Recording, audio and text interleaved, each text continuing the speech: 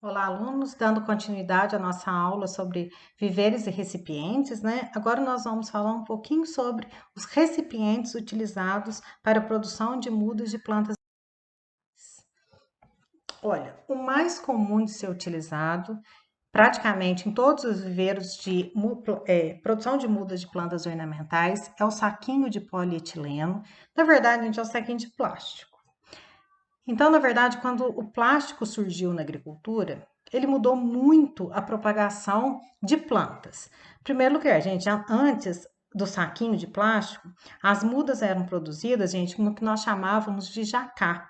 Jacá é um pequeno balainho de bambu que dava uma mão de obra para ser produzido e tinha pessoas em propriedades que ficavam por conta só de produzir esse jacá.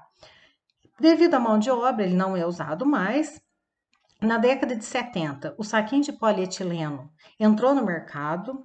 Falar assim, ó, ele é fácil de usar? É, muito fácil. Porém, gente, quando alguns técnicos vêm visitar o Brasil, principalmente dos países da Europa, eles ficam um pouco indignados de nós usarmos terra ainda como substrato. Por que disso? Porque geralmente os países da Europa eles têm um problema de contaminação do solo por fungo e por bactéria muito grande. Então, quer dizer, nós ainda conseguimos trabalhar com substrato solo, com alguns cuidados, mas conseguimos. Porém, gente, o que me preocupa um pouco no saquinho de polietileno, que em termos de sustentabilidade, ele não é um material sustentável. Por quê? Porque ele não degrada. Então, quer dizer, ninguém ainda, né, viveu o suficiente para ver o plástico degradar. Uma vez aí que ele demora em cerca de 200 a 600 anos, dependendo do material a ser utilizado. No mercado, gente, já estão sendo testados alguns saquinhos biodegradáveis, mas eles ainda precisam de ajustes, porque geralmente eles biodegradam dentro do viveiro. E quando nós vamos retirar a muda para ir para campo, o saquinho já desfez. Então, quer dizer, alguns ajustes têm que ser feitos e a nossa realidade é essa mesma, a gente partir para trabalhar com material que seja biodegradável, né? Porém, a maior parte que a gente trabalha ainda são saquinhos de polietileno mesmo, ou seja, eles permanecem na natureza por muito tempo. Então, nós podemos observar aqui uma gama de tamanhos, né? Nós temos inúmeros tamanhos, inúmeros diâmetros de saquinhos de polietileno, dependendo do que nós vamos utilizar. Ah, se é para enraizar uma muda que vai ficar 60 dias no viveiro, é lógico que nós usamos saquinhos menores, justamente para economia de substrato. Palmeiras, geralmente nós usamos saquinhos maiores, porque elas vão ficar mais tempo dentro do viveiro. Então, gente, depende muito da finalidade, é o tamanho de saquinho que nós vamos utilizar. Os saquinhos, gente, eles são vendidos por milheiro, né, ou por quilo, depende da empresa. Geralmente, nós estamos comprando por milheiro. E a vantagem dele, né, é que o manuseio dele é muito fácil, o custo é muito baixo também. Porém, gente, ele tem um maior volume de substrato e o substrato que é utilizado aqui é a base de terra, ocupa uma maior área de viveiro, então, principalmente os saquinhos maiores. Então, vocês podem ver que os dois viveiros que nós temos, né, cobertos só com sombrite, são cultivados com plantas em saquinho e vocês podem observar que a quantidade de espaço que ele toma é muito grande. Demanda maior mão de obra. Geralmente, o substrato utilizado, ele vem com muitas sementes de planta daninha e do jeito que o substrato é perfeito para o desenvolvimento da planta, é também para a planta daninha. E o que vem a ser a planta daninha? É aquela que está concorrendo ali. E num saquinho, gente, quanto menor o saquinho, mais complicada é a concorrência. Por quê? Porque a planta daninha está concorrendo por um espaço, por um volume de substrato muito pequeno.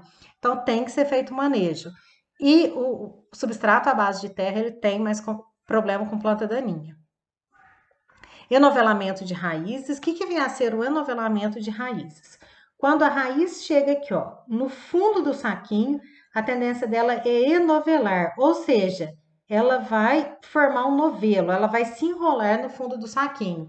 E nós temos, na hora do plantio, tirar esse enovelamento, senão a muda não desenvolve em campo.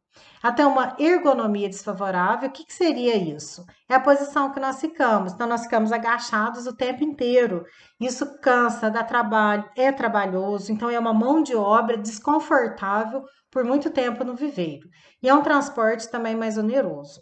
o volume é maior. Então, por exemplo, se eu estivesse trabalhando com recipientes menores, eu precisaria de um volume menor em transporte. Porém, em saquinhos eu vou precisar de um transporte maior, tornando ele mais caro. Aqui nós temos um viveiro, né, de saquinhos, então aqui de plantas ornamentais. Então, vocês podem ver aqui até um viveiro bem caprichado, né? Então, vocês podem ver aqui a distribuição dos morões, coberto por sombrite, e aqui saquinhos com volume maior. Então, quanto maior o saquinho, maior o volume de substrato, maior mão de obra dentro de um viveiro.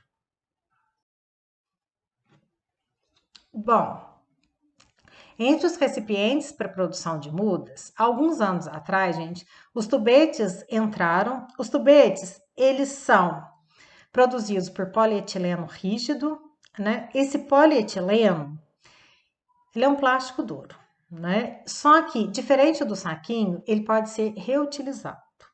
Então, quando o tubete entrou no mercado, o pessoal levava o tubete com as mudas e não devolvia o tubete. Hoje, gente, os viveiros que trabalham com tubete, eles fazem um contrato e no contrato o produtor ele devolve esses tubetes. Eles são lavados, desinfetados com hipoclorito de sódio, que é água sanitária, né? Para que não fique resíduos, nem doenças e nem pragas. Então, quer dizer, funciona perfeitamente. Ele é muito leve, ocupa um espaço muito pequeno, né? E a vantagem dele é que hoje nós temos esse material no mercado que ele vem estriado. Então, vocês podem observar aqui nesse tubete, né? Que são 8 estrias distribuídas. Qual é a função da estria? Ela faz com que as raízes caminhem para baixo. Então, elas fazem o caminhamento das raízes. Quando elas chegam no fundo do tubete, elas encontram uma perfuração. E é nessa perfuração aqui dos tubetes, gente, que ocorre a poda natural. Então, em tubete, gente, não tem enovelamento de raízes. Então, nós não temos problema com raízes. Essa é a grande vantagem que o tubete tem. Então, ele promove também uma maior ergonomia, ou seja, a gente trabalha com uma posição dele a 1 metro a 1,20 m de altura do solo. O tubete não pode ficar encostado no solo de jeito nenhum, porque senão a raiz sai da perfuração e penetra no solo. Aí não adianta nada, né? Tem uma facilidade muito grande de transporte, um melhor aproveitamento do viveiro, né, por ele ser menor, redução de mão de obras, porque em tubetes nós não trabalhamos com substrato solo, nós trabalhamos com substratos que vêm esterilizados, como fibra de coco, casca de pinos, que nós estudaremos na próxima aula. E esses substratos, gente, eles vêm isentos de pragas, doenças e sementes de plantas daninhas.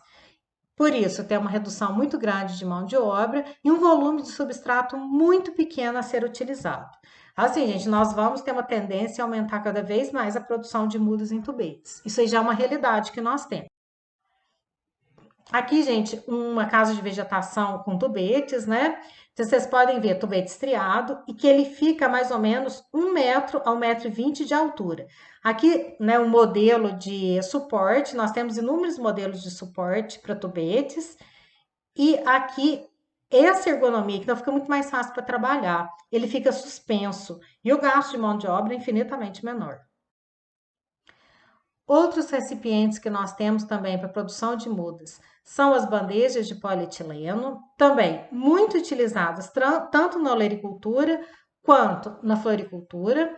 Então, nós fazemos a semeadura direta nela ou utilizamos parte das plantas, né, como estacas.